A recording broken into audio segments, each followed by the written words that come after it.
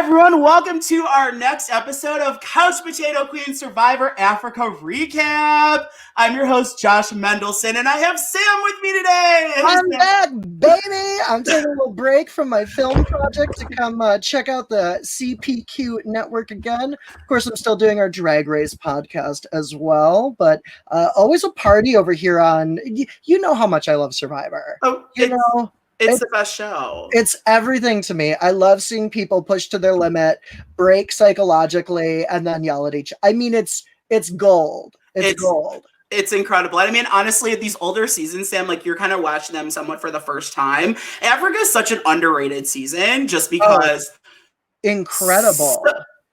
So many big characters, and it's just unreal all over the place, and I love it every second today. So, which brings me to our guest today. This is one of my favorite Survivor contestants of all time. Like literally, like 20 years ago, I taped VHS tapes and watched this girl on TV. I got grounded from Survivor as a kid, watching her season. One of my favorite contestants ever. And yes, she may have not made it all the way to the end, but she is incredible. She is a businesswoman doing great things for a mountain biking company for women. I love it. I'm so excited to introduce Lindsay Richter. Lindsay, welcome to the Couch Potato Queens. How are you? You look incredible. Oh my God. Thanks. I guess that's what it does when you grow up in the rain in Portland. It's dewy. You're dewy. I'm dewy. You're well moisturized. Thanks for having me, guys. I'm excited. I haven't really done anything for Survivor in probably almost 20 years.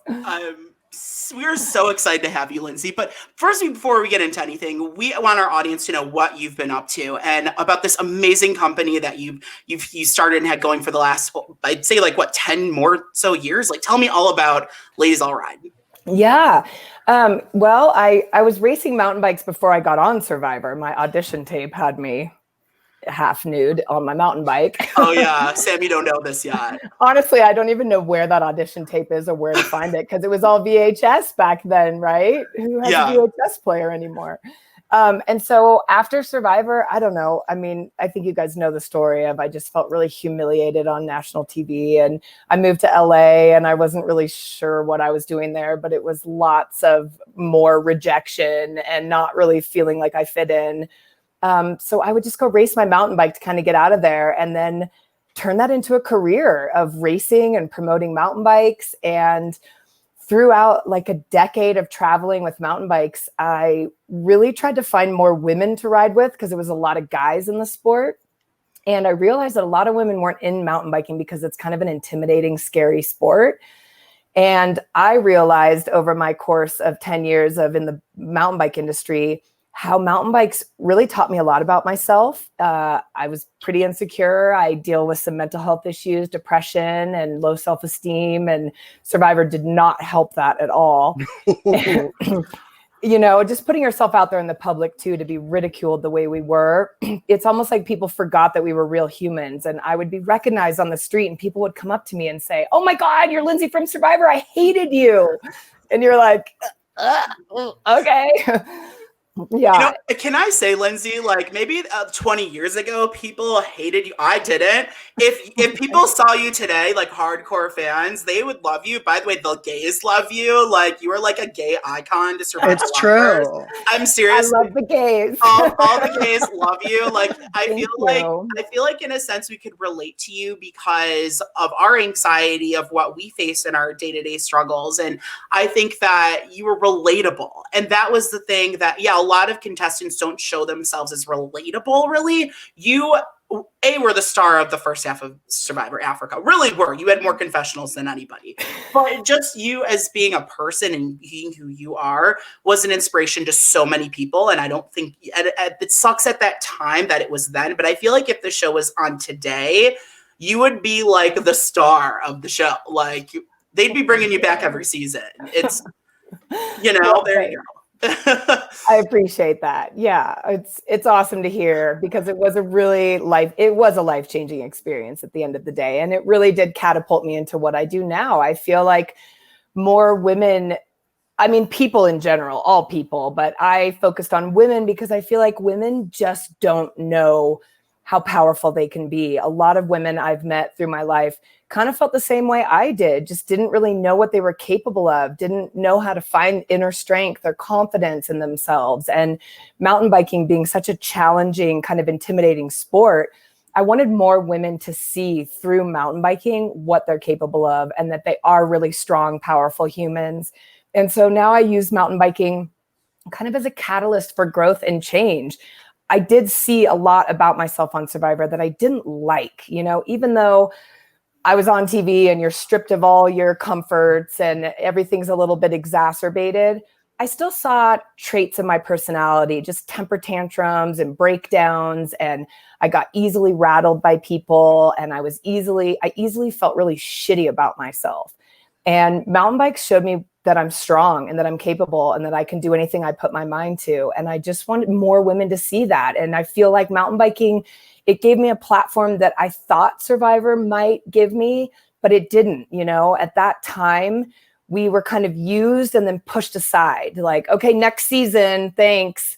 And social media wasn't a thing when I was on Survivor. So I never really felt like I had a platform to stand on to speak to people. And mountain biking sort of gave me that platform to help more people find their confidence in themselves. And it's been just a really awesome journey. And I feel like I kind of missed out on the Survivor audience because we didn't have social media.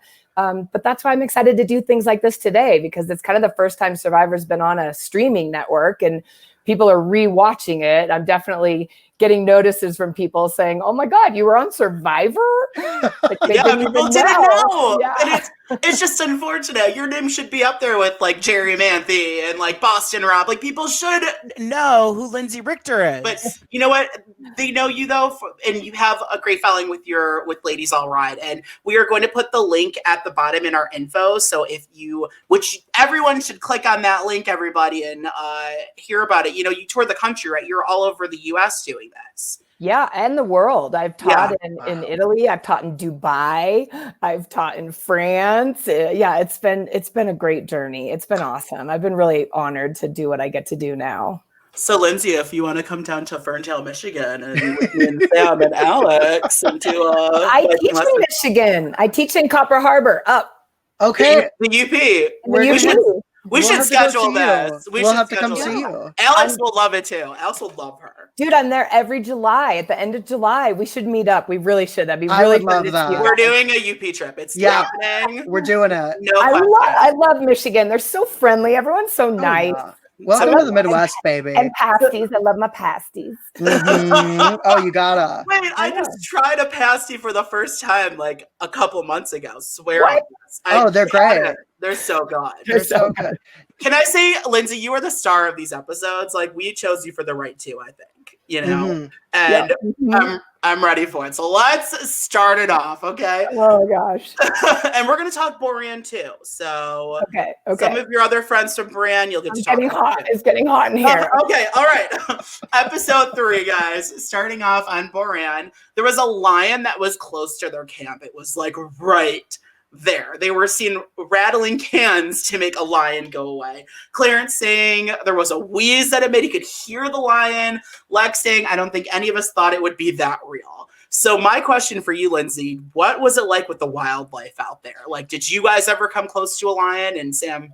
Oh, I was just going to add onto that also, just like, did production protect you at all? Did they do anything? Yes, we want to know. Yeah, they did. They did. You saw that we had to make those thorn fences, the bomas, out of acacia trees. Those were pretty intense. They were really tall and they had huge thorns like that big. And we didn't actually come into contact with any animals that felt threatening, but in the middle of the night, we could hear them. And lions don't roar like you think they do. They don't like rah. They do this like huh, huh, huh.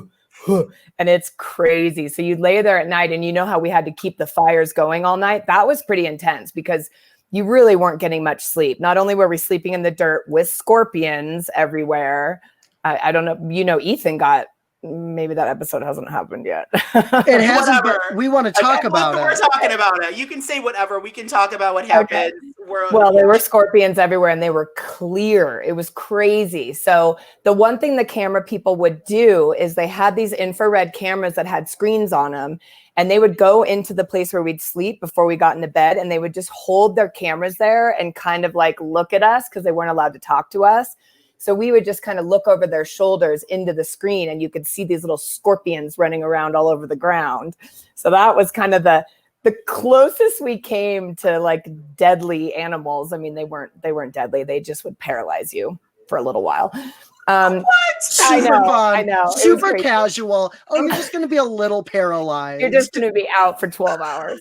Amazing.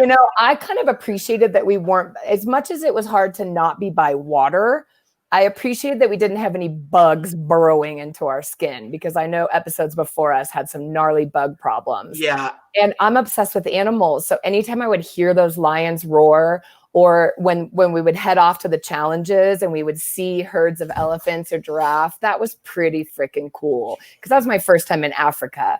And to just be like dropped in the middle of Kenya with all these crazy wildlife was pretty fascinating. Lindsay, I have to ask a question. So how many of the tampanos did you see in Samburu? Because I'm really interested in knowing, like, there are tampanos all over Africa. So tampanos.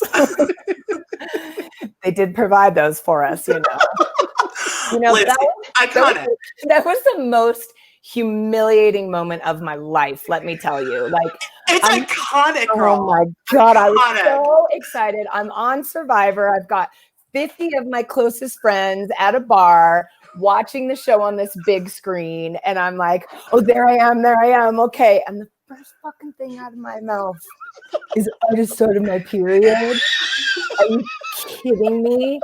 And you don't know that they can hear you, because the way that they filmed it, and that was like the first 10 minutes of being on the show, I had cramp and I'm an athlete, and I was like, what is wrong with me? Why am I feeling like I'm dying right now? And at 25 years old, I had no idea about my cycle, And all of a sudden, we all just dispersed to go to the bathroom, and I looked down and I'm like, now what? So I just kind of announced it, and then there were no cameras close to me, but they can zoom in, and they had these big boom mics. And when I saw that, I just started my period, and no wonder I have cramps. I was just like, oh God, here we go. Welcome to Survivor. We look at this and we're like, yes, girl, slay. Like, now you'd be a queen. Like, I was like, no one would do that. And I love I loved it. I thought it was great. I was like, yes, girl, work. It's called no filter. Yeah. That's what you got. We here, the two of us, no filter. So to me, though, like, that's what makes someone so entertaining to watch on a reality show, is just being themselves. Yeah. I think it's what makes you feel attached to those people even 20 years later. Oh, for sure. And I think, with our season, we didn't really know. We didn't have a blueprint. We hadn't really seen Survivor. Like, a few people in my show saw it, but those were the days of VHS. Like, if you wanted to see the reruns of Survivor, if you didn't watch it, like I didn't, you had to go to Blockbuster Video and rent it. And I literally rented season 1 like 5 days before I left for the show. And I was like, oh, this is what I'm going on. And season 1 is like so not the season to watch. You should, like, Australia is more the season to watch, because season 1 they had no idea what they were doing out there. No. And they were like, oh, that's fun, camping. Oh, there's a game that needs to be played. What? So, Lindsay, can I ask, other than just watching the show, what, if anything, did you do to prepare? Like, how long did you have before you knew you were going to be on the show to when, you were flying out to Africa? I think we had about 2 months before we ended up on the show. But the interview process, I don't know if you've talked to anyone else about the interview process. It was pretty intense. Like, they got 30,000 applicants. They narrowed it down to like 2,000. I did a quick 15-minute interview in San Francisco. 10 days later, got a call. Hey, you made the final 200. You're coming to LA. They flew us to LA. We were we got sequestered in hotel rooms for 8 days. Wow. We could only come out when they'd want to interview us or when they'd escort us to meals. We couldn't talk to anybody. It was pretty intense. And then they came to my room on the 8th night and said, hey, you've made the cut. Go upstairs, get your shots, and you'll be going to Africa in 12 days. Incredible. Yeah. Insane. And so I tried, they told us to try to gain weight because they said you're going to lose fat first. So gain weight. And I just kind of ate pizza and whatever I could to gain weight. I was already an athlete, so I did a lot of training. After watching the first season, I thought we were going to be doing water stuff. So I had a trainer like take me to a pool and make me dive for shit and like carry stuff through water. And I just tried to get strong and fit for it because honestly, the reason I signed up for this show is because someone in the office next to me said, hey, there's this show on TV that features like crazy athletic things. You should do it since you race mountain bikes and you're an athlete. So I really thought I was going on this show to like be an athlete. I had no idea that I was getting into this like social manipulation at the same time. What you would have excelled at would be the challenge. The challenge is what you would have slayed in because it's all these hard physical challenges. Yes, there's drama, but it's all about the challenges and that. Yeah. But I still think, Lindsay, if they brought you back again, I 100% would say you would make final 6 or final 7. Would you go? Would you go? Easily if you came back. Easily. You know, I might go again. Yeah. Now that I am who I am now, I have a little bit more control over my emotions because I was 25 years old and I'm a very immature person for my age. Is that how you stay looking so young? Totally. I'm 46 and I still feel Jeff you look Probst. incredible. Hey, Jeff Probst, bring her back. You're hearing it here first. You're hearing it here first. Oh, everyone wants her back. I don't know why you haven't yet. Season 50. Let's go. Well, you know what? Survivor, actually, CBS got pretty upset at me because I got invited to be in an Eminem music video. And they asked me not to do it because they knew he was going to be making fun of reality TV. But my dad's a lawyer and he read my contract and he said, and he talked to the producers at the Eminem video and they weren't going to actually say the word Survivor. And if they don't call you Lindsay from Survivor, there's nothing in the contract that says you can't kind of do what you want. And I was like, it's Eminem, people, and It's Dr. really cool. Dre. I'm going on this music video. I remember this. You remember I remember screaming because I'm like the biggest Survivor fan in the world. And I'm like, oh my God, it's Lindsay and Jenna Lewis. Ah! And Jenna and I became really good friends after that. That was really, really fun. We spent 14 hours on the set of this Eminem video, and he was so nice to us, and everyone was really welcoming. It was super fun. I mean, I didn't know I was standing on a log of shit in a toilet. That was news to me. What are you gonna do about that? What are you gonna do? Incredible. But Okay. I literally got banned from all Survivor events for doing that video. Well, Wait, like maybe forever. I mean, You who know knows? what? I think things will It's been change. a long time. I It's think been a long Like, time. you look for people in past seasons and you are memorable. Old school fans will remember you. I think more so than people that made the jury. I really think so. Thanks. I would. You're I a think standout, baby. you are. Okay. Okay. So back to your tribe now, girl. Now we're on Samburu. Okay. Mhm. So the older ones, older people, let's just say generation, the baby boomers. Okay. I think it's more like generation and this is my thought on this, Lindsay. I'll even say there was a split in your tribe, obviously, but I wouldn't say age. I'd say generations because I think that someone that's a Generation X, if it was Generation X and millennials on a tribe together, it wouldn't have been the same dynamic. I think it was 4 boomers and 4 Gen X people. Okay. Yeah. So you had the older ones getting up early and the young ones sleeping in. Older people want to get water first thing. The older tribe members fed up with the younger tribe members not putting in their work. Brandon said they're conniving, miserable people that are walking around talking about us. I call him Catty Brandon because he's so catty and I love it. I know. I think you switch to the 4 older tribe members at the watering hole talking about if Silas is play in the middle. Teresa thinks his gut is that he's playing both sides. Linda, don't go home with a broken spirit. This place can just fill our spirits so much. Woo woo. Okay, and then we have Catty Brandon cooking all the food for the youngins and basically leaving scraps for the older people. So, Lindsay, my question to you is: tell me about the dynamics of your tribe. Do you agree with what I said about it being generation difference? And Oh, absolutely. Definitely. So tell me about it. What was going on over there? You know, I just think that us younger people gravitated towards each other. We all were really outgoing and silly and kind of didn't take ourselves too seriously. And right off the bat, I think just kind of the shock of Frank sort of hit us all a little wrong. He was really intense and like, you know, military, and we got to get up and we got to get stuff done. And we just, I don't know that we saw the urgency in anything. It's like, we don't know when we're going to a challenge. Like, you just kind of sit around all day until they tell you you're going to a challenge. So why can't I sleep until my body's ready to wake up?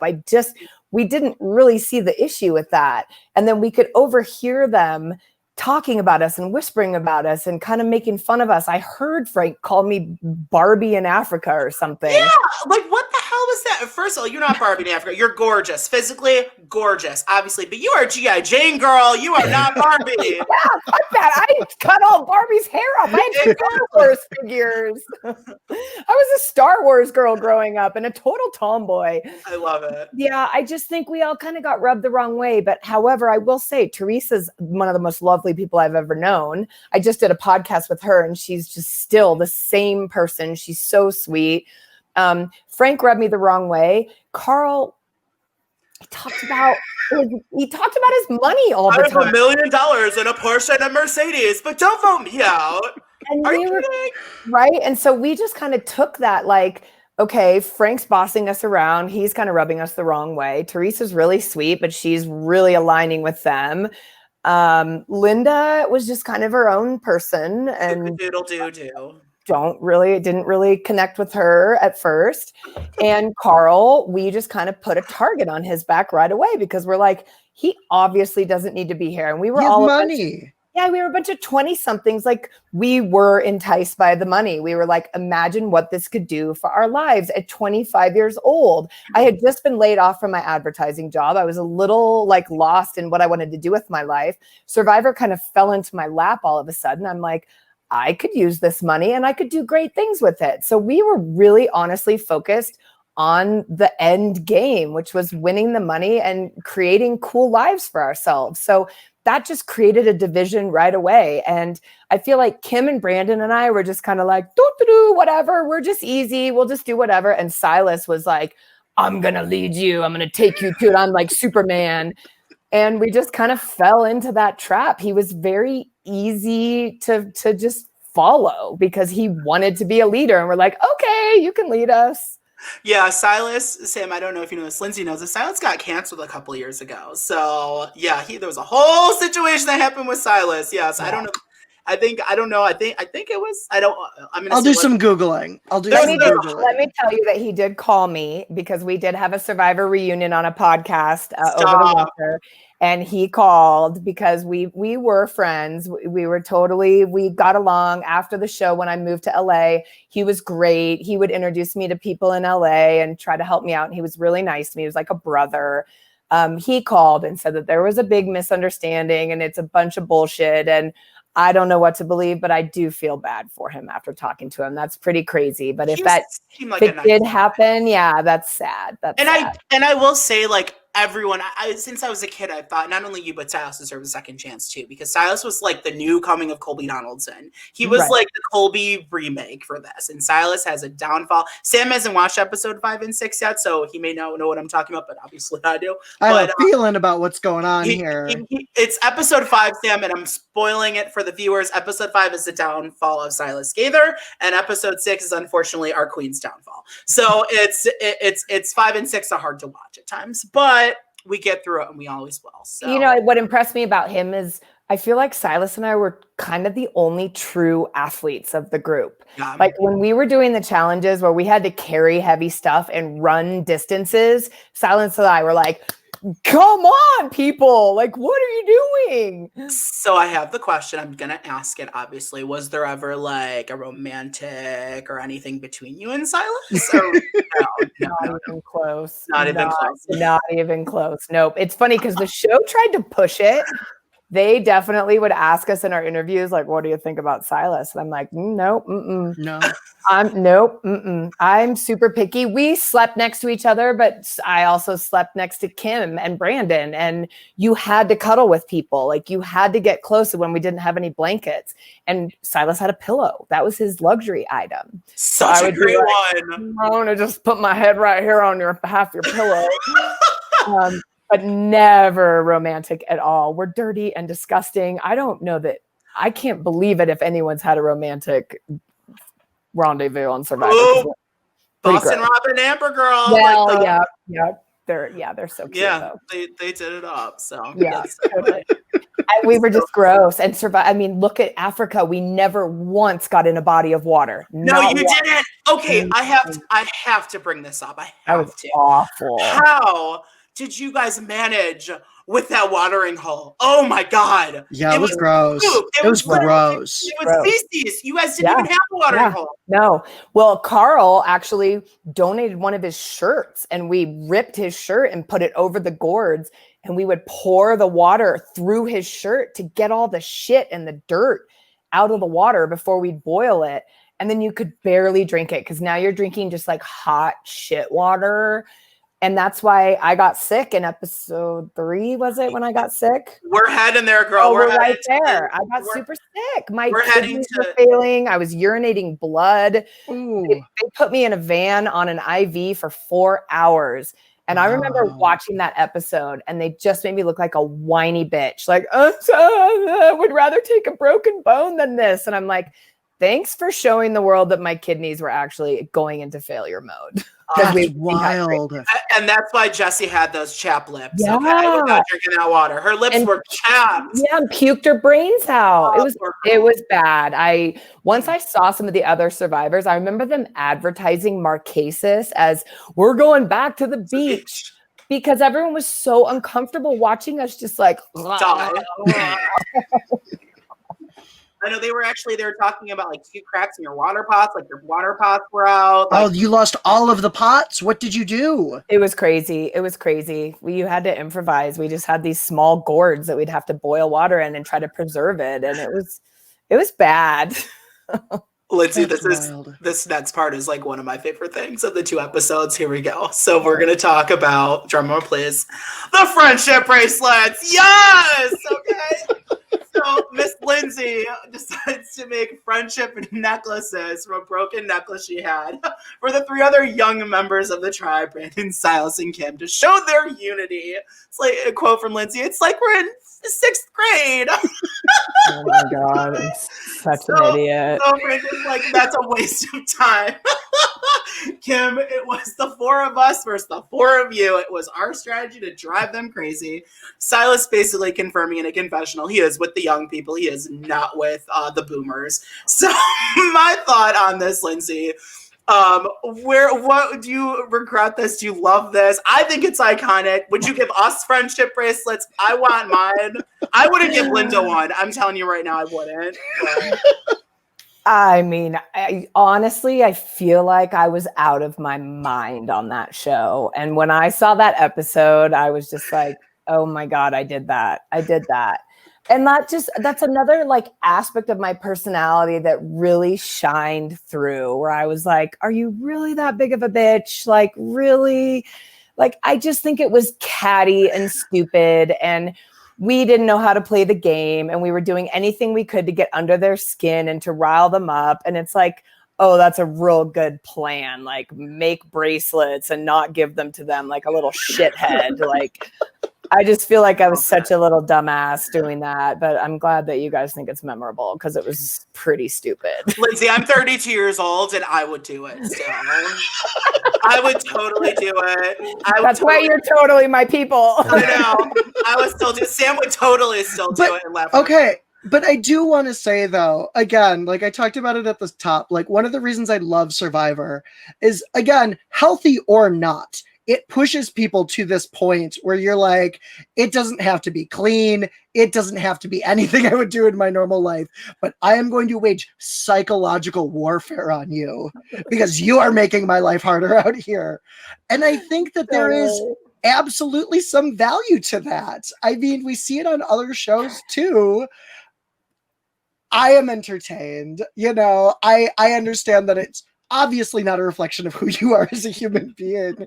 You are dehydrated. You were dying. You were literally dying.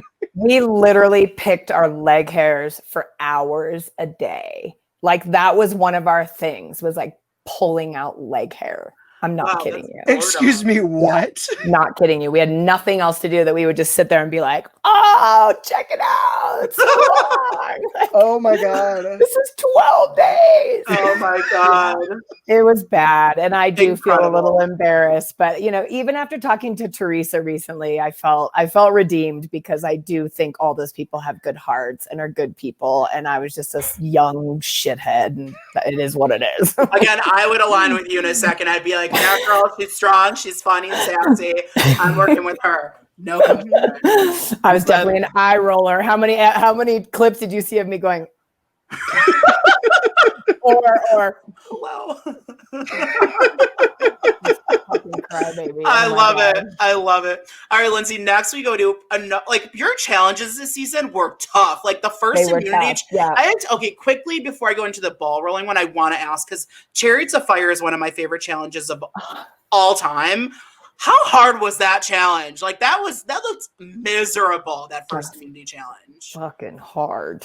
That was gnarly. But I live for that stuff. So I loved it. But it was really freaking hard. Those carts were so heavy. We had to run through sand over obstacles. The wheels were wobbly. Like it was freaking gnarly. Remember Diane passed out in the sand? Yeah, it looked like gnarly. She was die down. That's what she was. She went down. Okay. Die down. Your guys' strategy in it was different though, because Boran had Ethan, I think Lex, two strong guys in the front. The front was you and Kim in the front, and you guys won. Your strategy worked better. So it was good. Hey. She was tough. She was tough too. She actually was also an athlete, and it was. Did you guys impressive? What was your guys' strategy with that? With how to place that? Oh, we didn't know. I mean, at that point, that was one of the first challenges ever. And I have endurance. That's just what I do. I was a mountain biker when I went into this, and mountain biking requires a lot of endurance. You climb a lot of hills. You go for hours and hours at a time. So I knew I had endurance, and I knew Kim was strong. She was a weightlifter and she was strong. And I think Frank or Silas climb the poles? One of them, I can't remember, but Silas. Yeah, he was strong and he was fast. So we didn't really have a strategy. I think we just said, hey, the girls, we're going to lead it out because we know we have endurance, and we needed Silas to be free to go run up those poles.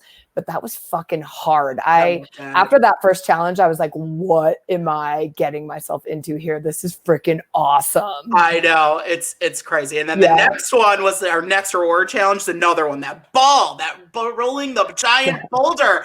And that looked rough. That was terrifying. It was gnarly. Can I ask, were those actual boulders? No, they were paper mache somehow. Okay. Yeah. They were heavy as shit. Yeah. And they were super rough. So all of our fingers were bleeding. We basically ripped off all of our fingerprints. It was super gnarly. And I think a few people almost got run over by them. People did get run over. Yeah.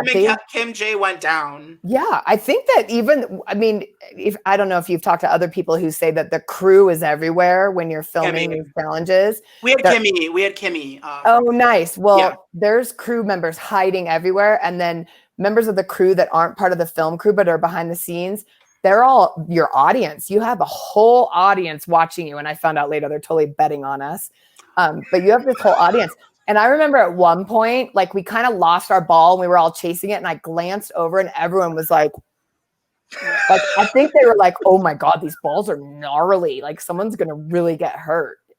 They were heavy and they were really hard to control. And we're going through brush and sand and pricklies, and you're just are they trying to kill us? And that reward was a reward. Being out there without water and you get 100 gallons of water, and to lose that, you guys are probably miserable for losing that challenge, probably. And we were dominating at first too. I think what happened was we lost our ball. We lost our balls. You lost your balls. And you know what happens when you lose your balls? No. Nothing good. Shit goes wrong real fast. Amazing. But Amazing. I mean, I even saw at one point, I know people were getting run over, but I think it was Lex, like, made his way between the two balls at the beginning. And I will not laugh as I say this, but looks like he almost got crushed between the balls. Yeah. I mean, it was like, I was so, because I could tell from the lining and how they were that shape. I was like, they've got to have some sort of covering. It's like a rig in there. It's not an actual rock, because it would not move like that. No. But it's obviously very heavy. They were hollow, but they were heavy. Heavy enough that it is like terrifying to get stuck in between. Yeah. I mean, I was the whole time concerned someone was going to get crushed. Well, and Lex is pretty skinny too. You know, it doesn't. I don't know that it translates on TV, but he's a pretty skinny dude. Can I say, Lex? I can tell, because I've listened to interviews from you in the past. I know you and Lex, I think, are good friends. He seems to be the nicest guy outside of Survivor. From the vibe I get from him, he seems to be just an incredible person. He's one of my best friends. Him and his wife became two of my absolute best friends. They helped me through I was in a tumultuous marriage that I met him after Survivor, and it was pretty gnarly. And I would go to Santa Cruz all the time and hang out with Lex and Kelly, and they were like kind of mom and dad to me, and big brother, big sister in a way, but they're 10 years older than me, and they have a son who's autistic, and Corbin, and I bonded with him like I've never bonded with a kid before. And they literally became like my family, and they opened the ceremony to my wedding when I got married. They walked down the aisle and they read Dr. Seuss, "Oh, the places you'll go." And they're just magical people. I love them so much. That's so sweet. To this day, we talk all the time. I love them. He's the kindest soul. He adopts animals like they're going out of style, constantly adopting animals. He's just a lovely, lovely human. Great dad, great husband, awesome guy. The way I said, I did another interview for episode 5 and 6 with my friend Kim, who's going to be in our next episode. And I brought up Lex, and how he's ahead of his time, how Lex was accepting of everybody, like this really nice guy back then when we had some outdated people in the season, Tom Buchanan, but Lex, Tom seems like a great guy, but he had some comments and I'm like, did he say that? He got, he very early on in the season was like real, because what was his name? Big Tom. Clarence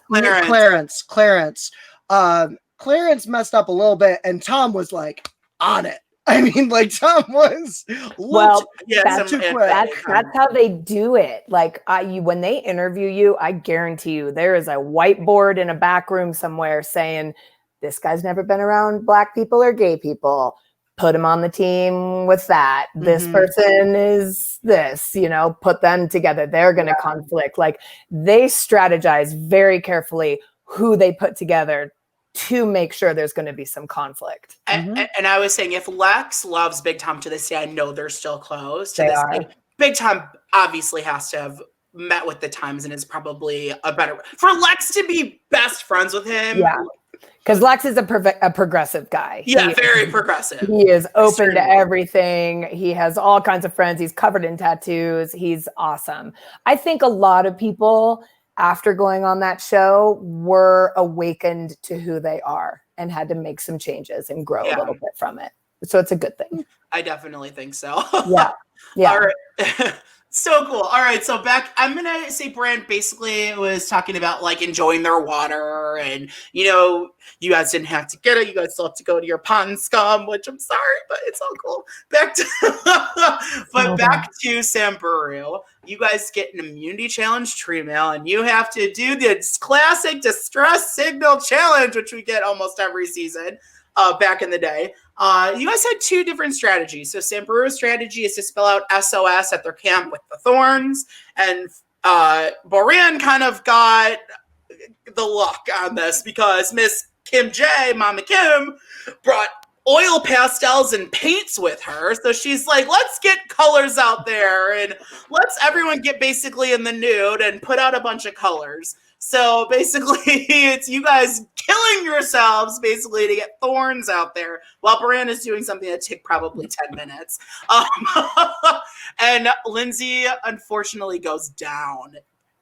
Like, Lindsay takes a tumble. You were working hard. You were working hard out there. Kicking branches off trees. Yeah. I was shoveling like, cow shit. Yeah, we have the best line, Lindsay, my favorite line of you, which I don't think you're going to like it, but you're dying there saying like your broken bone line, and Linda comes up to you asking what's up, and you're like, Linda, can you go away, please? Obviously, I had a little issue with Linda. Lindsay talks about how strong she is. God, she's not so strong. My moment was later. My moment was at the top of episode 4. So we'll talk about that. But that was my favorite moment because Sam, I understood that feeling. You don't want to fuck with me when I'm pumped, people. It wasn't that. Humiliating things about Survivor is I made almost every next time on Survivor. Lindsay goes crazy. Lindsay does something stupid. Lindsay makes an ass of herself. Lindsay cries over the cow. I'm like, how come I'm in every next time on Survivor? Every promo. I told you, you're the star of the pre-merge. Like Mark Burnett, Jeff Probst, check it out. You have a star. Parvati, eat your heart out. Okay, Lindsay's coming. Yeah, girl, bye. Okay. So amazing. But yeah, you went, you too.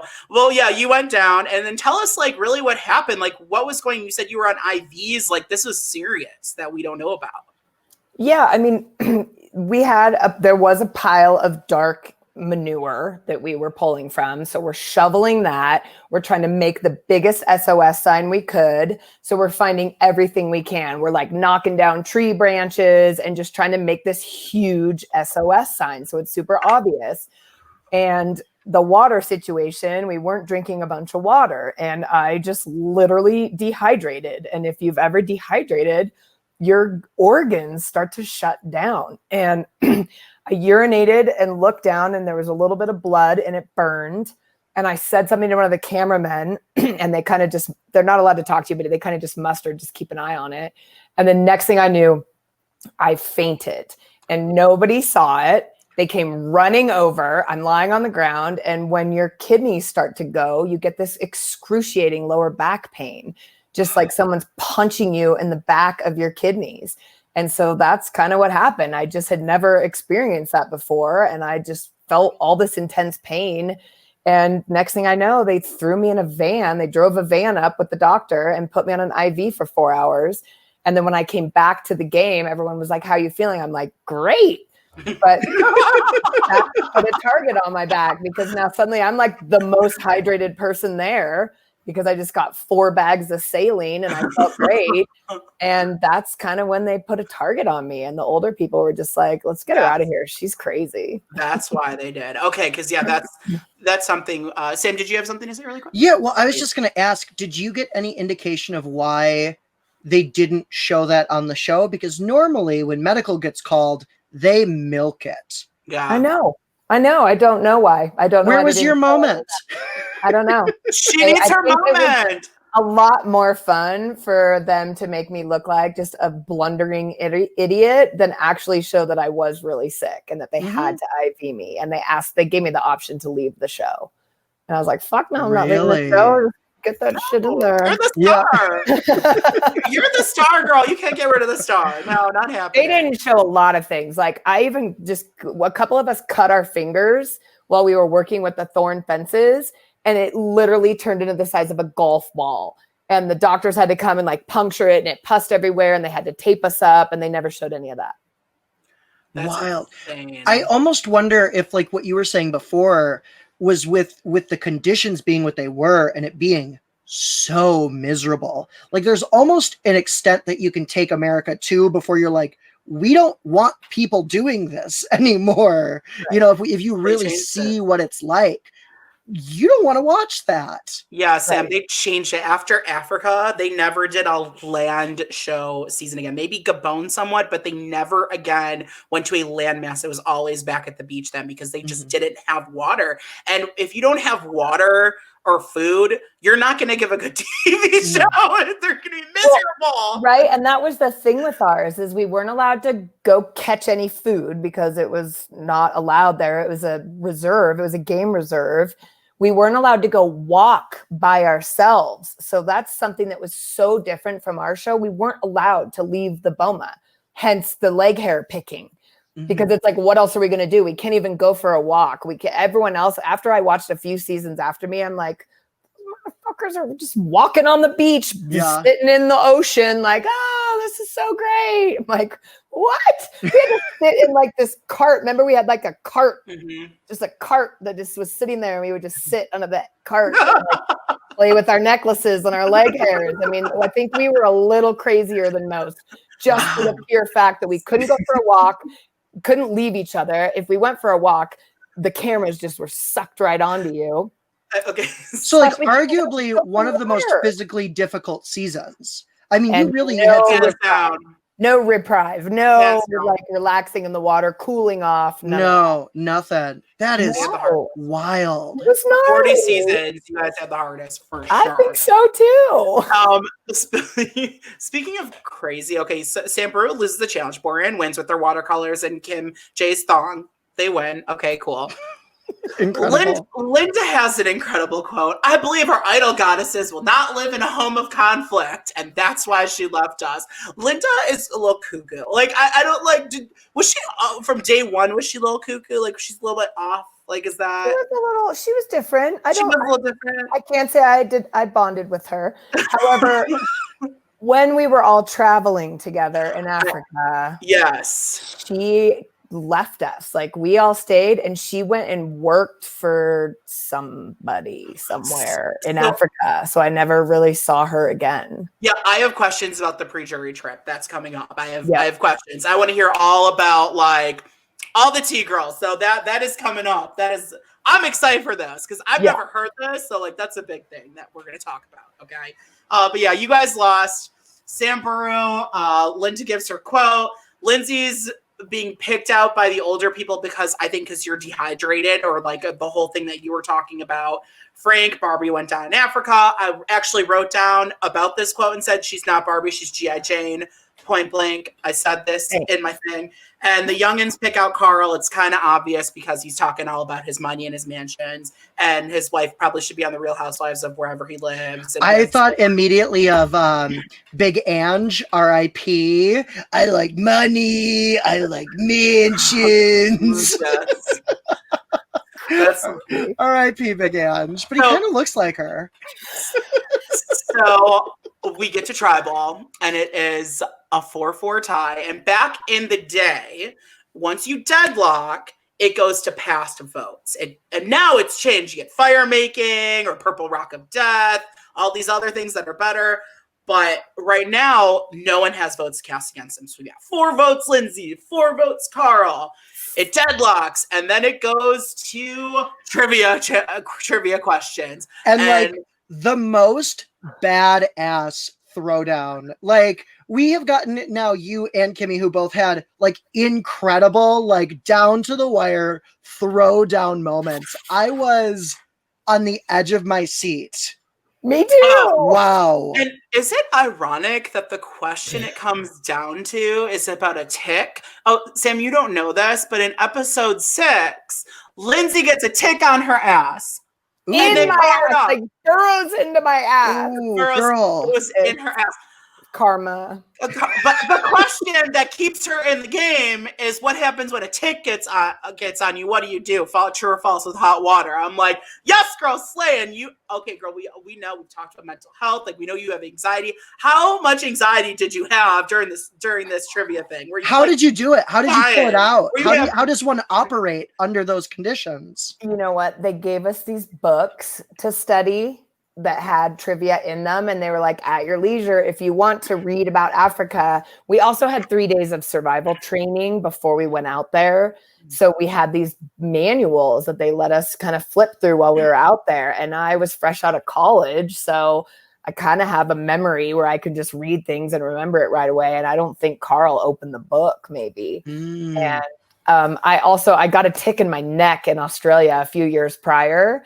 And that was one of the things that the doctors had said to me. I went to the hospital because I didn't want to die of like Lyme disease. So I'm like, get this thing out of me. And they said you can put heat on it, and sometimes they'll get freaked out and it'll burn them out, or you can like smother them in alcohol or like petroleum jelly. And so I just kind of knew all the different ways to get a tick out. Mm-hmm. And then ironically, a few episodes later, I had Big Tom and Lex burning my ass with a flaming stick to get a tick out of my ass. I've actually, ironically, also had to do that. My family spent a lot of time in northern Wisconsin growing up. And if you get a tick, there's not much else to do. They would say, like, sometimes if you were lucky, you would get like a pin. And if you heat the end of a pin up real hot and then just stick it in the butt, it'll crawl back out. But yeah, if there's nothing else, you got to get it out. Yeah, gotta get it out.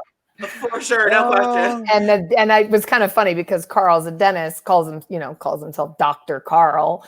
And I'm like, I beat the doctor. I beat the doctor. I'm smarter now. I was awful though. I had so much anxiety. I remember seeing clips of that tribal council and I'm just shaking. My mouth is shaking. I'm just like, and didn't I have like a big cut on my face? Oh, not yet. I didn't have to cut on my face. No, not yet. Beast Lindsay is episode 4, girl. Okay. That's that 4th immunity challenge, but we're almost there. Yeah. We're almost there though. We're almost there. So you guys have the tribal. Our queen survives another day. Yes, Lindsay, she does. Lindsay survives, sending the doc home. Bye, Carl. Wasn't much there except for your mansion and Porsche. Sorry. Yeah. Sorry. So we get back into our next episode. Okay, episode 4. We're icon Lindsay right from the bat off the episode. Sam, I think we're gonna do Sam impression. Sam, come on, just do it. Oh, well, we're gonna do your impression. My in front real of your moment is Linda comes over for the hug, and it's just. Oh, no, Sam, that's coming up later. That's later. I know. I'm gonna hug you. You go with your mother. Don't fuck with me when I'm telling people. Just brushing my teeth with a stick, like in the green light because it's dark out. And that's, next time on Survivor, Lindsay's like fucking brushing her teeth real aggressively. It's incredible. No, it's again, I think it's such a human moment. I get amped up. It's a same way. It's such a vulnerable moment. Mm-hmm. Oh my God. Because I put myself, watching what you went through, I put myself in your shoes, and I'm like, I would be a Colton, I would be raging through that camp, and it would be like exclusively for the purpose of causing harm.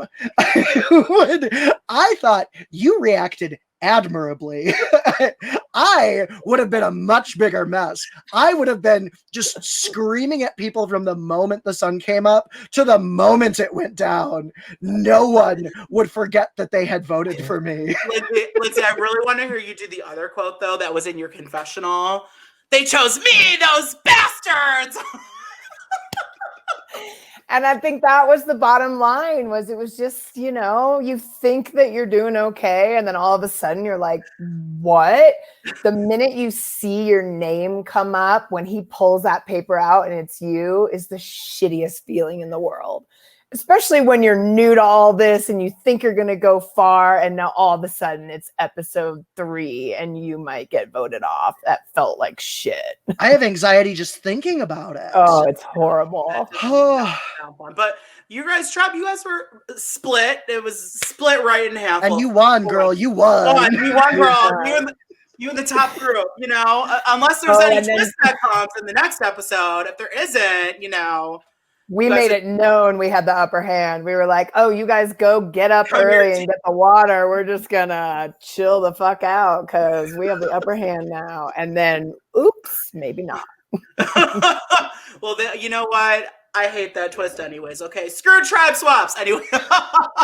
But you know what? At this point, yeah, it was. It's a mess. But yeah, the best part is like you guys are all coming together, hugging each other while the 3 of them are like sitting at the fire. Like, too bad, we're all together. We got this. We have the upper hand. It's incredible. I love it. It's like big Cheetah Girls energy. I always wonder if they were like, we need to do something to shake this shit up. I wonder, did they plan it beforehand? I don't know. They say they did, but who knows? Who knows? No. I have learned to never trust anything production for a TV show tells you ever. Totally. Oh my God. Yeah. When you said the production were taking bets on you, Lindsay, did they say they thought you'd make it far? Did they tell you that? Yeah, I became friends with one of the producers later. And yeah, I mean, as far as athletics go, yes. But they knew that I was going to get myself in trouble with my emotions and my big mouth. You were on the cover of what was it? TV Guide. You were one of like the ones they chose for the cover. So hey, yeah, they loved you. Of course. All right. That's pretty cool though. It is. Yeah, that was cool. All right. You were in an Eminem video. I know. It was so fun. It was fun. And I got to meet Jenna Jameson, porn star. Did you? Oh yeah, that was great. Jenna Lewis and I went to the set of one of her pornos after we met her. Dead. And that sounds like a hoot. I thought that was fun. You became friends with her. Oh, totally. Yeah, it was great. Just like sip your drink, like, yes, girl, get it. It was great. Oh yeah, she was on, I think, Big Brother in the UK. She did like the celebrity Big Brother out there, but she was on it. So, this is before she went a little. Yeah, she went a little. I mean, she was aligned with Farrah Abraham. So. Yeah, and maybe some crack.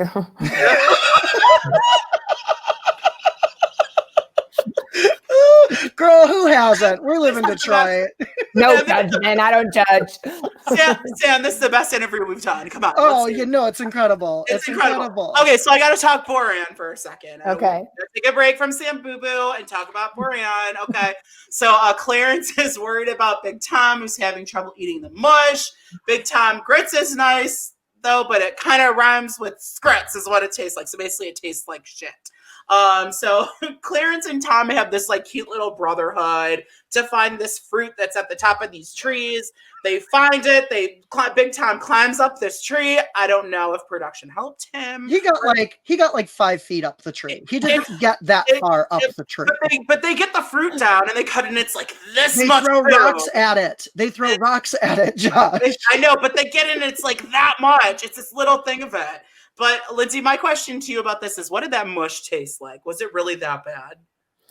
You know, you just kind of got used to it. I relate it to cream of wheat. If you've ever had cream of wheat, it's just kind of like grits. And it, you know, after a while, it wasn't bad. I mean, we tried to be inventive with it. Like, let's fry it today. Okay. But what they did one time, one of the producers that I became friends with, this is kind of, you know how the internet was kind of new when we were on Survivor. There was not social media and we were eating with a stick. He showed me a clip that they made of me behind the scenes going like with the stick, with the mush on it. He's like, this is the kind of shit we do behind the scenes. I'm like, that looks fun. Yeah. That's horrifying. Yeah, it was horrifying. These producers are awful. It was, and this is back in the day of like VHS stuff. I'm like, what are you guys doing? And he's like, yeah, I know, it's pretty bad, but because we're like eating this stuff with this big old stick, like. Oh my God. I feel like, I don't know though, like as much as I love reality competition shows, like the type of person who's like, we're going to push them to their limit and make them break. Like that takes a special kind of person to be like on board for that. Like, this is what we're going to do. We're going to break some people today. Well, they're all going back to their tent city, swimming in their pools and eating their gourmet meals. And Jeff Probst would show up every now and then and be like, I'm not going to talk about the pancake breakfast I just had or the massage that I just got back from, but fuck you, Jeff Probst. Actually, well, no, I mean, it's Jeff Probst. He's the host, and we are trying to manipulate Jeff Probst right now to putting Lindsay back on Survivor, obviously. So, Jeff Probst, make up for this grave injustice by putting this girl back on the show. Come on. He was really sweet, though, to be honest with you. I really liked him because we did a lot of charity events later that he would come to, him and Ryan Seacrest. And and they were adorable. They were super nice. They were that was around the time when like all these shows are starting, like The Bachelor and American Idol. Like, this is all the beginning. Yep. And you know who I dated for a hot minute, who was on The Amazing Race at the same time we were on Survivor? Blake Mykoski, who started Tom's shoes. Stop. He's a hottie too. He's adorable. He's really sweet. I'm still friends with his sister. She's great. Paige, right? Blake and Paige. Yeah. I'm the reality TV freak. So yeah, that was great. Like an encyclopedia. Well, because Blake tried to start a network with the owner of ETV. He tried to start Reality Network, and it just kind of didn't work out. And then he went and traveled and was kind of like losing his shit because he wanted to do something really special with his life. And then all of a sudden, I walked into Nordstrom's one day and was like, that's Blake's face on the shoe rack with Tom's shoes. And that's so cool. Yeah, it's really cool. Now he's doing amazing things. That is some tea right there. I love it. Yeah. All right. So now we're about to get into a segment. This is a fun one. This one Sam was talking about earlier. So Frank wants to take a step back and see how the youngins run the camp. Frank and Linda get the mail. This is where I'm going to do a lot of Linda impressions right now. So, so it is a like give me your best like Tracy Ellis Ross, because she does look like Tracy Ellis Ross's sister who like did too many mushrooms, and just like showed up in Africa. I mean, that's like just... they look so similar. Oh my God, you guys are so funny. I love it. I want to be friends with you guys. We want to be friends with you. We want to be friends with you. Like, no Michigan, here I come. No, come visit. It'll be fun. Yeah. Okay, yeah. So Linda, she's like, we got mail and we got 30 minutes. Rise and shine, everybody. If I was there and I was you, it would be like nails to a chalkboard, okay? That's how I would be. And like, rise and shine, it's a beautiful day. I'm like, oh my God. Ladies crazy. I will feed you to the lions, Linda. Linda's gone off the deep end. So this is just, there's so many cringeworthy moments. Okay, Silas getting on a knee for the pep talk. So he's like, okay, y'all, this is what we're gonna do. This is the pep talk. We're gonna come together as a team. And then Linda's like, thank you. I want to be on the team. I want to be on the team. That's me. I want to be on the team. I want my friendship bracelet. And then and you got Brandon saying she's the sweet New England mom and this crazy woman. So Lindsay, she goes crazy. She comes to give you a hug. You're like, no way in hell, get away from me, crazy woman. And then we get the line, would your mom and other hug you? I'm like, who said that? First of all, I just want to say, like, bodily autonomy is such a thing. Like, if someone just like stabbed you in the back, like, I don't want to hug you. Second, you're like gross in Africa. Like, you know, like you like haven't like, I don't want to touch anyone that I don't have to. Yeah. I the second you tensed up, I was like, no, like, do not go like trying to hug someone who doesn't want to be hugged.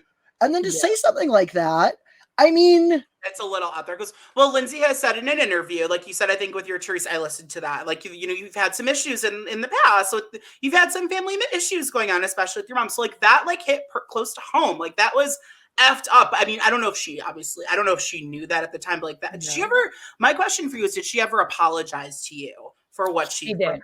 Okay. She did. We had a talk later and she came and sat down with me in the tent because I think I was probably crying for the 80th time. Yeah. And I did say, you know, I have issues with my mom. She wasn't that nice to me. She was pretty critical of me and judgmental and like brought me to get my hair colored in 5th grade and permed when I was really young, which made me kind of grow up thinking I wasn't enough and being perfect was the only way to be. And I was a tomboy who wanted to butch my hair off. I didn't want what my mom wanted. And I had a lot of issues with my mom because of it. And a lot of my low self-esteem and my lack of belief in myself stemmed from a mom who wanted to mold me into what she thought I should be instead of raising me to be who I wanted to be. And Linda was a compassionate person after that moment and came in and we had a talk and kind of hashed it out. And I was kind of surprised they didn't show that. Yeah. I mean, I would have loved to see that, you know, like that would have been a moment that I think people would relate to. Yeah. Like it's okay to make mistakes. It's okay to be angry and then come down from it and have a moment to breathe.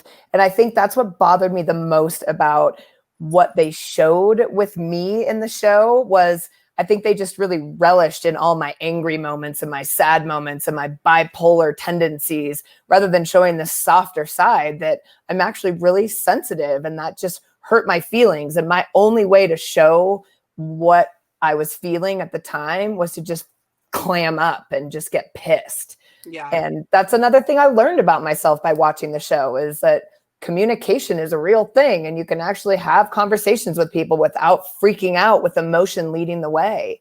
Oh, very much so. And I think she was wrong to do that. Like, I think she went a little too far, and it's good to know that she apologized for that, Lindsay. Yeah, she's a good person. I just think that show brings out the worst in everyone. So it's like hard to judge people based on what you're seeing on reality TV, and you're watching 72 hours of footage equals one 50-minute episode. So they're picking and choosing from 3 days to squash into one episode. And with that much footage, you can tell whatever story you want to tell. Yeah, totally. And they can manipulate it. They can put the camera on me talking to someone about maybe something that has nothing to do with the show, then put the camera on someone else's facial expression. And now the audience thinks you just said that to that person and you weren't even near that person. So that's what I noticed. I remember hearing before I went on the show, oh, I was edited like Jerry Manthe. I was edited this way. I was edited that way. And then I thought, how can they edit you a certain way? You say what you say, you do what you do. And then I realized, oh, but they can take it out of context. Yeah.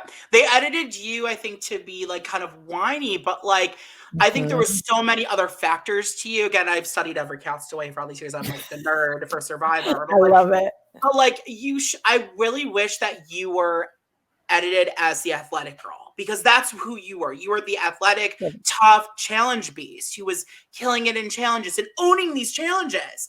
And they edited a different side of that. So I almost feel like it was unfair in your editing. I truly believe of people that were edited wrong. I do wish they would have put more of those things in, because there were so many other sides to you that they wanted that for the TV. But I wish they would have shown that, because you're a beast. You are a beast. You're the original Stephanie LaGrossa. I don't know if you know who Stephanie is. She was on Palau. There was a season where an entire tribe was taken out pre-merge. An entire tribe. They lost every single challenge. Oh, wow. And there ended up being one person left on their tribe, and it was this girl, Stephanie, who was a beast. I love it. You are the original Stephanie in my mind. And she moved it far. Like she became a legend in this. But I think you set the path for her archetype of that strong athletic girl who's a beast. And love it, honey. I love it. Compliment. So next we get to our reward challenge. And this seems like a fun one. You have to run down the ramp across the netting onto a giant vertical web and pick down one of the items and keep going back. And this challenge seems like neck and neck until Mama Kim screwed up again. Poor Mama Kim screwed it up. But hey, y'all won the challenge and won a lot of food. So a lot of spices. I guess there was like olive oil, sun-dried tomatoes, I think coffee, all these things. I mean, we were starving. Anything was great. Like, it was unbelievable to have flavor in our mouths, because that's literally most of what we would talk about when we were sitting around all day, was fantasizing about what we would eat. We would fantasize about food. Like, oh my God, imagine a big burger or a chocolate bar, or even just like one M&M. So anytime we got some kind of flavor was just like mind blowing at that point. Yeah. Amazing. So after that challenge, you go back to Borean, and Kim J's apologizing to her tribe. Yeah, it was horrible, guys. And Clarence has a confessional. Yeah, you sucked. I remember that. Yeah. So Kim is, and Lex is like, Kim's not up for more physical challenges. So Kim's kind of in a rough spot in her tribe. If they would have lost the next challenge, Kim J was toast. Mama Kim was going home if they lost. So then back to Samburu. You guys are enjoying your chicken blend, olive oil, rice, jelly soup. You guys are kind of becoming united for like 5 minutes. Yeah, we talked about this last season. People do crazy things when they're hungry. My God, yeah. You give Jerry Manthe a bagel, and she is the loveliest human on Survivor. I'm sure she's a sweetheart from what I hear. So it's good. But yeah, how are you guys surviving? Like in the general, without this water, like how are you guys surviving without these things? It's probably a nightmare. Oh, it was crazy. It was crazy. Yeah. I mean, we were just, it creates emotional chaos, because we're chemical beings, right? Food is fuel. Food fuels our brains. Like, I've only in the last probably 5 years of my life realized that sugar is really bad for my depression, that it causes these manic highs and lows, and that what you put in your body determines how your brain functions. And I've only just learned this, that your gut health is directly related to your brain. They actually say your gut is your second brain. And that if you feed it shit, it attacks your brain in the same way that a drug attacks your brain. And so if you know that going into it, your gut health affects your moods. And so I think we were extra crazy because we're not feeding our guts what they need to be fueled. It's just like putting dirt oil in your car. It's not going to run very well if you don't put good stuff in your car. And that was the same with being out there. And I think they knew that by depriving us of real nutrients. Like, sure, we're getting grits and 1 can of food a day to share amongst ourselves, which is like 1 peach or 1 asparagus spear. That's not fueling our entire being. So we're like losing brain cells by not having good food. Yeah, that makes sense. I haven't really thought about that whole, it's like what you eat. It's kind of like shows how it affects your anxiety and depression. It affects that. That's a huge thing. That's something I'm taking after this. I'm going to stop eating as much sugar. Yeah. Sugar is like cocaine in a way. It's addictive. Your body craves it. But once you stop it, you stop wanting it. I can attest because I was a sugar baby. I was raised in a sugar generation. We're in a sugar household here. Yeah. It's hard not to. Sugar's so good. I mean, there you go. All right, so we get to the immunity challenge, and this looks like the hardest challenge. I keep saying these things, the hardest challenge. This looks like the hardest challenge of the season, no question. What they put you through this entire season was horrifying. I mean, like unparalleled on any other season that I've watched. I mean, the closest thing that I would say is like a season where it rains all season, because that is its own kind of miserable when you're just like, your skin is just but like this is the dry equivalent of, the worst that it can get. Oh, this was hell. They had to replicate an African camp and take it up a mountain to the top and put it exactly where it was before. Now, Baran and Samburu have different strategies. Samburu starts with taking all like the extra various supplies up first, and Baran takes the big hut first. They take the big hard thing first.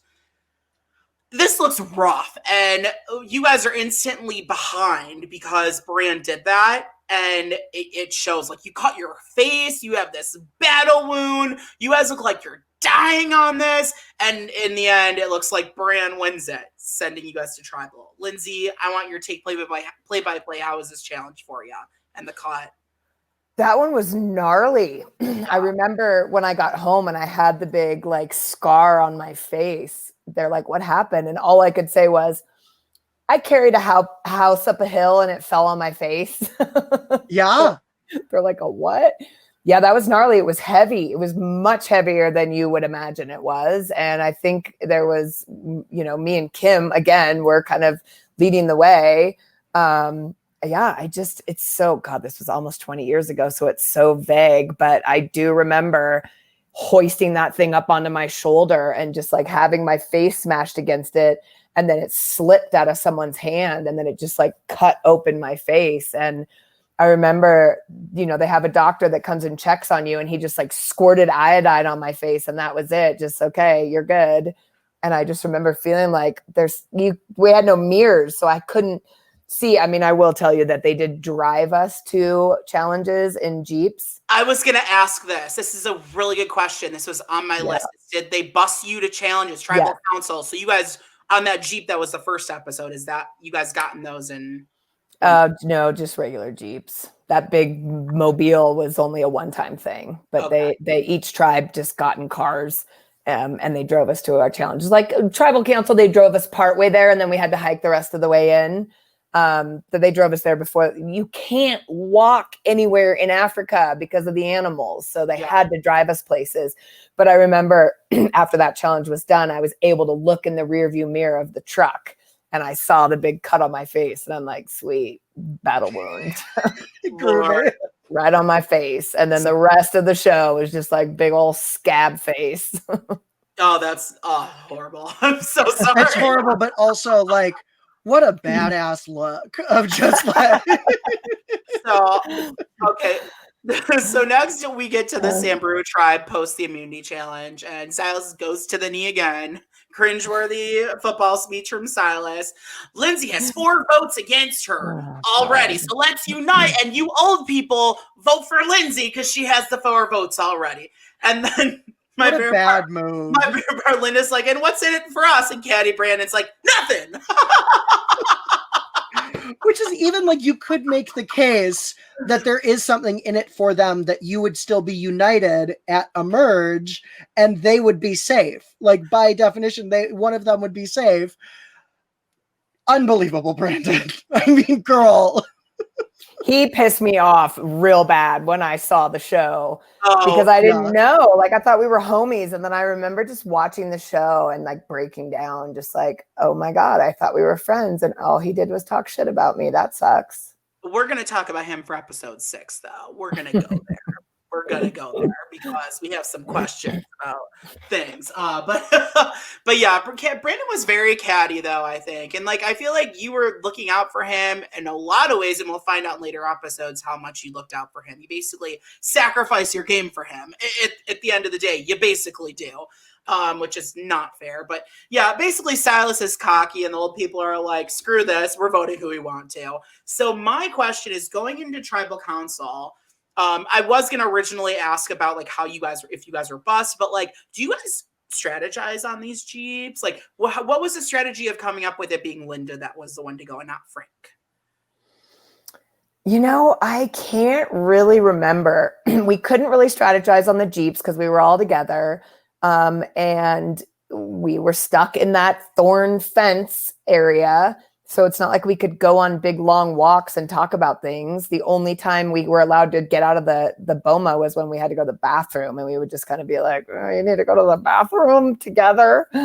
I don't remember why we chose Linda. I think probably because we were thinking that if we go into a merge, we wanted to be strong.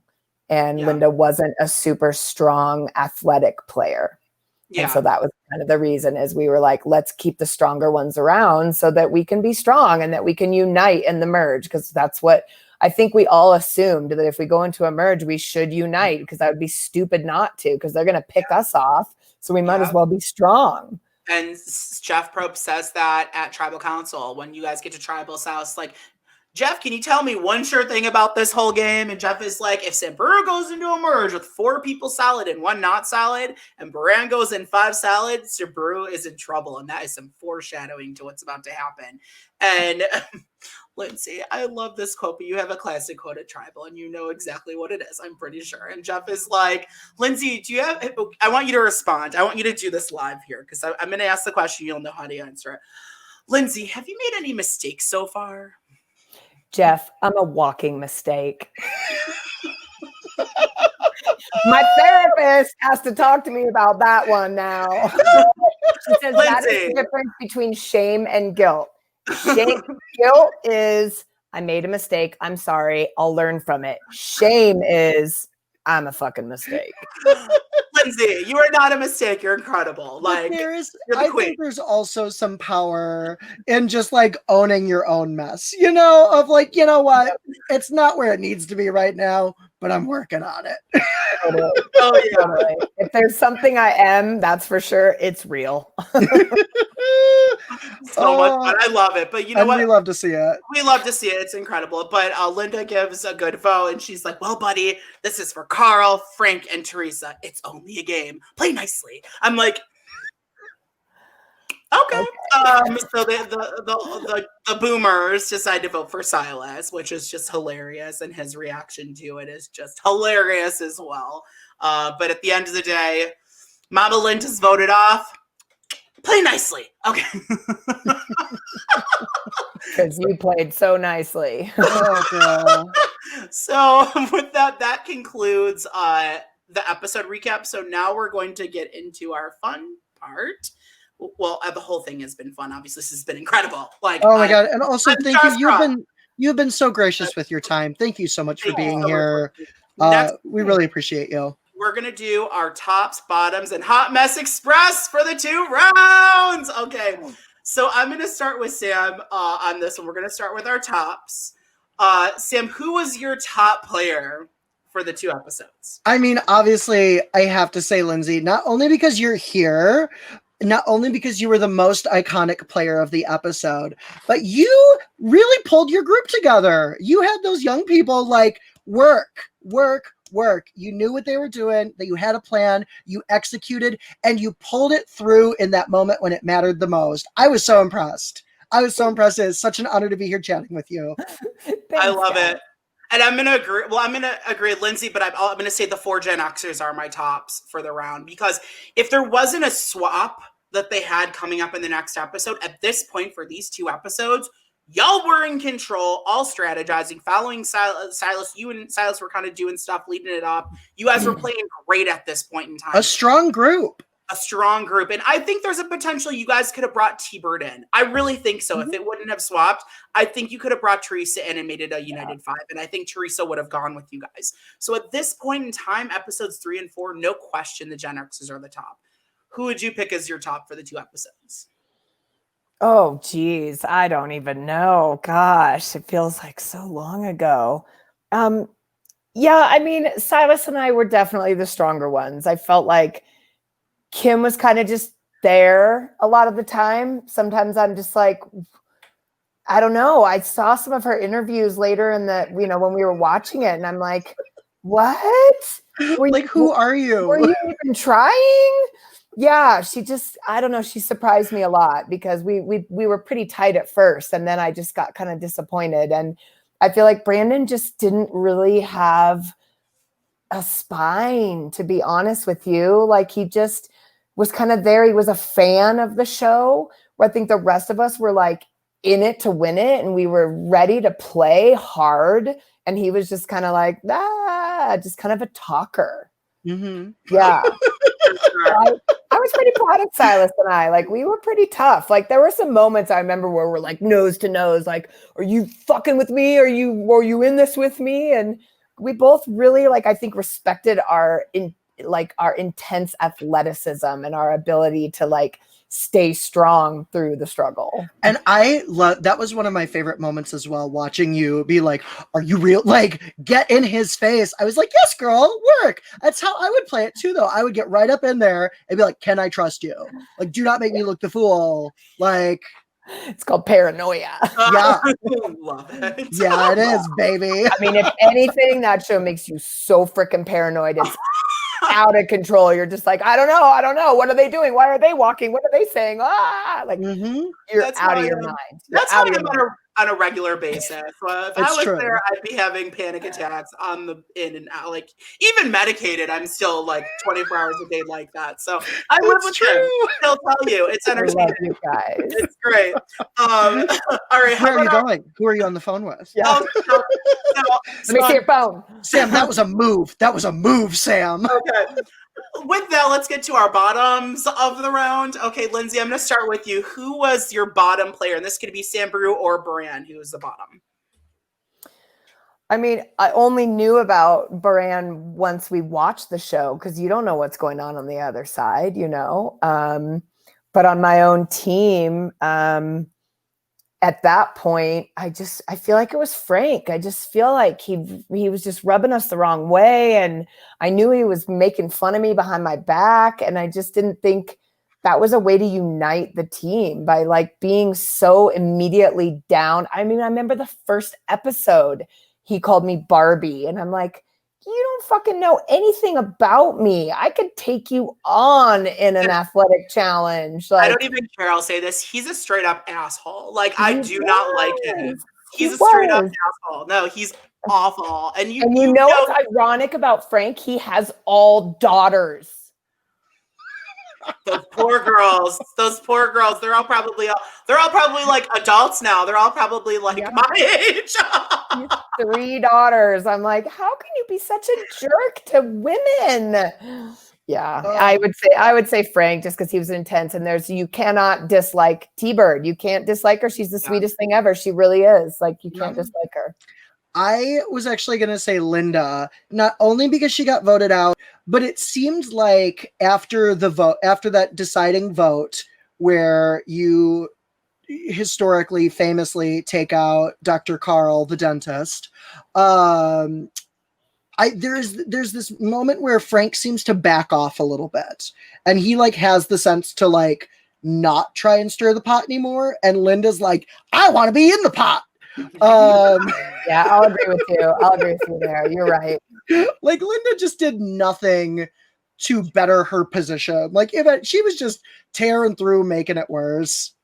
Girl, yeah. Linda.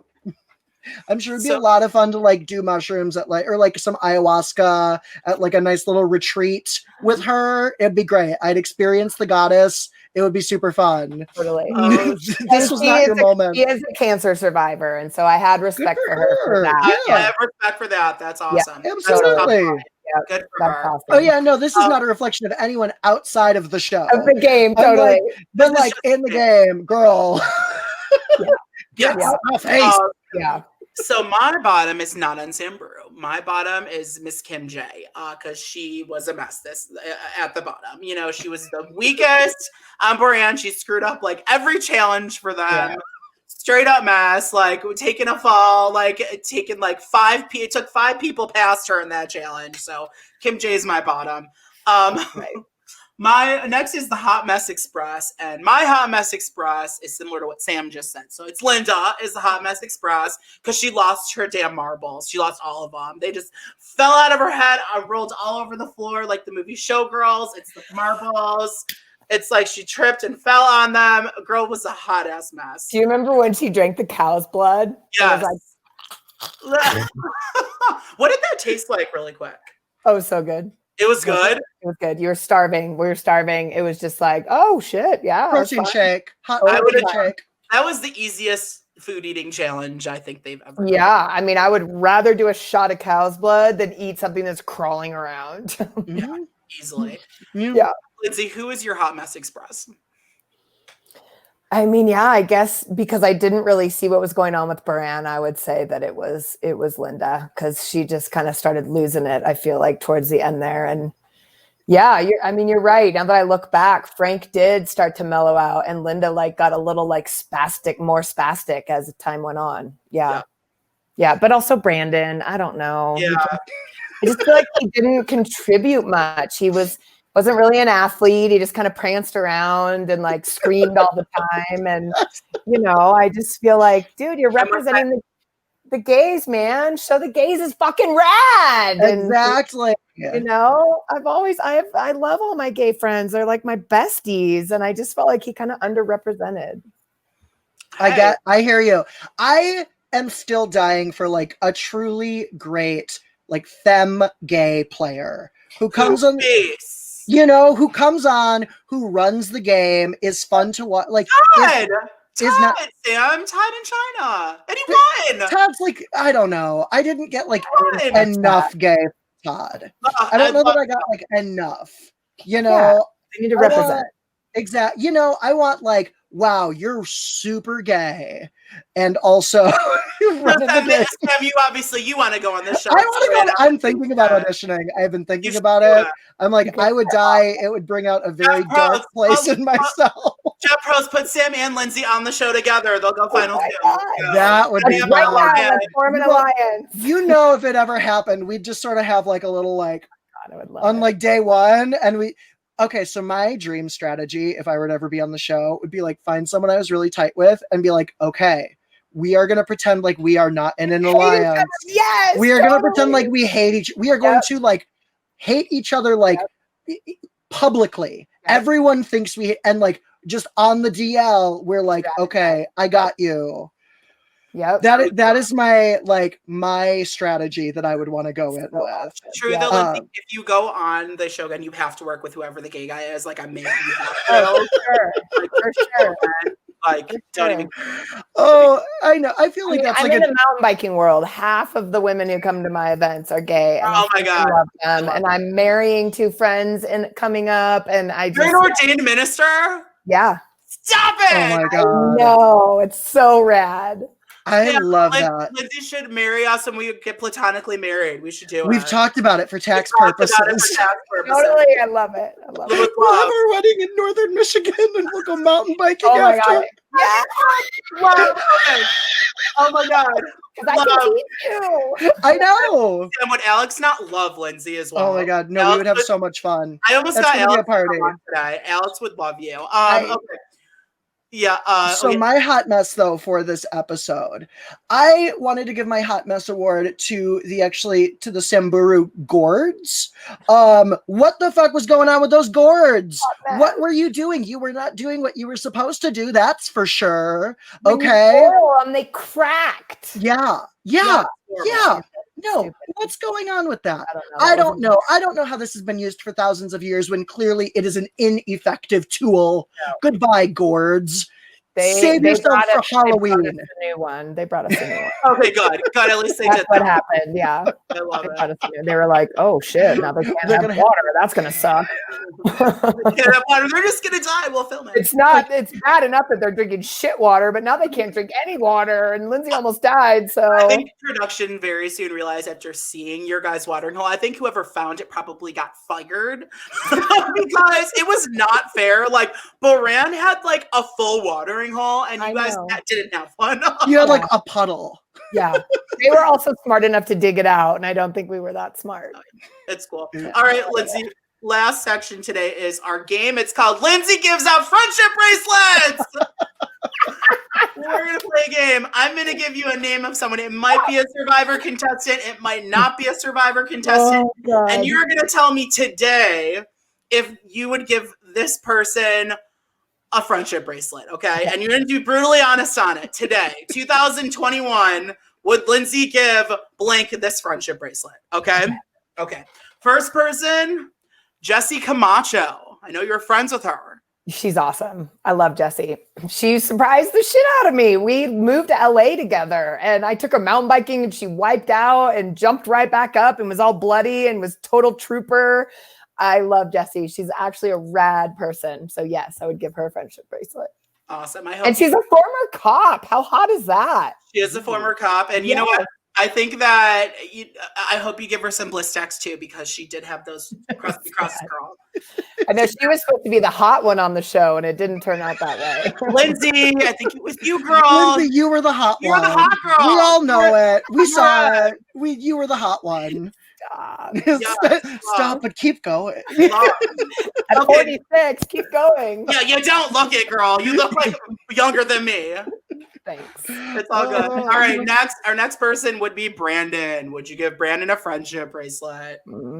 He really pissed me off.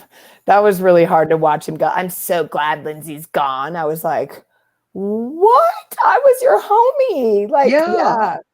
I mean, I feel bad for him today because he's had a rough after the show life. It hasn't been great for him. He's struggled a lot. And the person I am now, I would not exclude anybody. So yes, I would give him a friendship bracelet. It feels really shitty to be left out, and I wouldn't do that today. Yeah.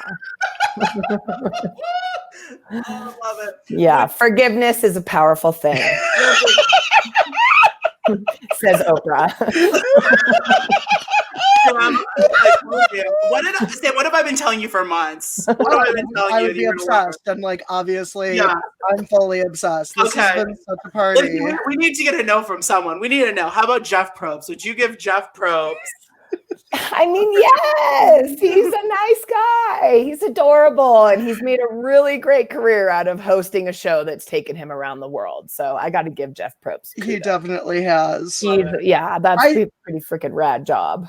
Josh, I think the message here today is that Lindsay is a wonderful, wonderful human being and thinks everyone deserves a friendship bracelet. I got one more though, Lindsay. One more. This is a good one. So hard. No, I got one. Anyone who doesn't like mountain biking, would they get a friendship bracelet? Mountain biking's intimidating. I totally understand why people would be scared of mountain biking. Okay. There is one person. There is a girl online who copies what I do, and she's criticized the way I coach. I would not give her a friendship bracelet. You go away. You go away.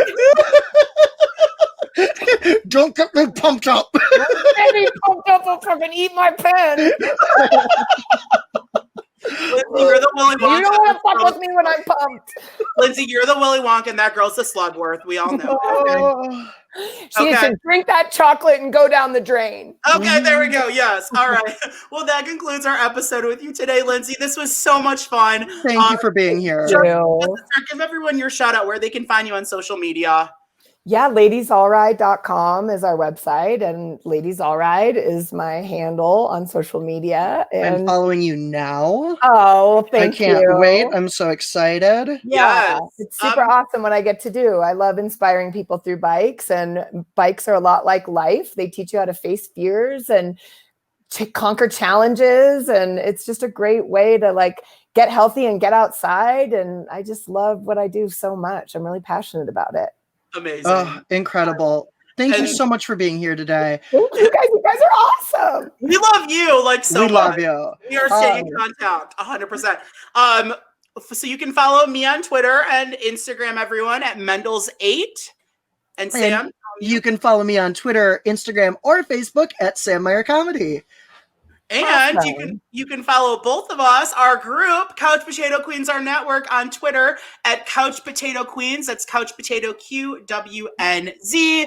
Like us, subscribe. Everyone who likes this video, sees this video, like it. We want to get those loves from everybody. Comment, subscribe. Check out our Bachelor podcast, our RuPaul's Drag Race. We're starting a Bravo one. So check out our network. We'd love to hear from you. And always remember... Outwit, outlast. And out gay, Henny. Bye. Bye, guys.